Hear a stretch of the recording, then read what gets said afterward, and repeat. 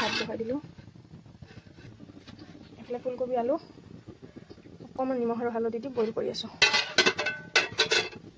ধুনীয়াকৈ উতলি আহিছে, হৈ গ'ল। এতিয়া ফুলকবিখিনি আগতে নমাই ল'ম, আলুখিনি অলপ সিজিব দিম। মানে বনোৱা টাইমত ফুলকবিখিনি সিজিবতো ভাঙি গ'লে বেয়া লাগে যায়, অলপ আধা সিজাতে নমাই ল'ম ফুলকবিখিনি।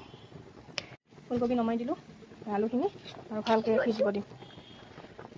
আলু হৈ গ'ল, সিজি গৈছে। এতিয়া আলুখিনি নমাই লওঁ।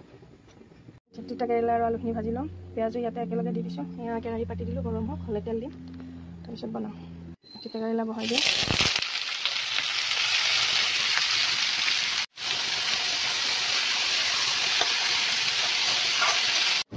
ভাজি ৰেডি হৈ গ'ল। খিনি ভাজি ল'ম ধুনীয়াকৈ। মাছ ভাজি হৈ গ'ল, এতিয়া তৰকাৰী বনাম। মাছ ভাজি ৰৈ যোৱা তেলখিনিতে এতিয়া তৰকাৰীখন বনাম। আদা, নহৰু আৰু পিঁয়াজ একেলগে দি দিলোঁ।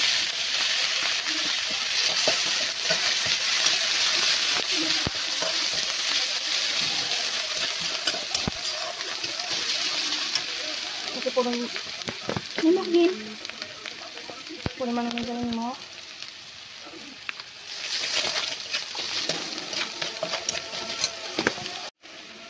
ধনিয়া জিৰা ঘৰতে পিচি লোৱা, এয়া দি দিলোঁ জিৰা গুড়া, পৰিমাণ অনুযায়ী হালধি,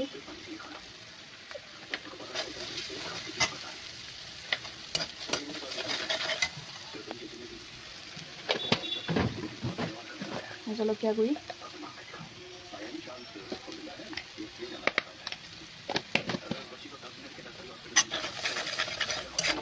মছলাখিনি ভালকৈ মিক্স কৰি লৈ ইয়াতে এতিয়া বিলাহী দি দিম। বিলাহীখিনি সিজি যোৱাৰ পিছত আলু আৰু ফুলকবি দি ভালকৈ ভাজি মেলি সিজি অহাৰ পিছত মাছখিনি দি দিম। তাৰপিছত আমাৰ তৰকাৰী ৰেডি হৈ যাব। পানী দিম অলপ অলপকৈ।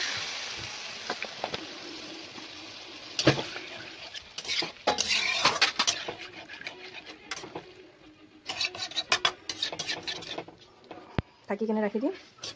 সম্পূৰ্ণ সিজি যোৱাৰ পিছত মাছ দিম, তাৰপিছত নমাই দিম। আমাৰ তৰকাৰী ৰেডি। আলু আৰু ফুলকবি সিজি গ'ল, এতিয়া মাছ দিম। চব্জি ৰেডি হৈ গ'ল, এতিয়া নমাই দিম।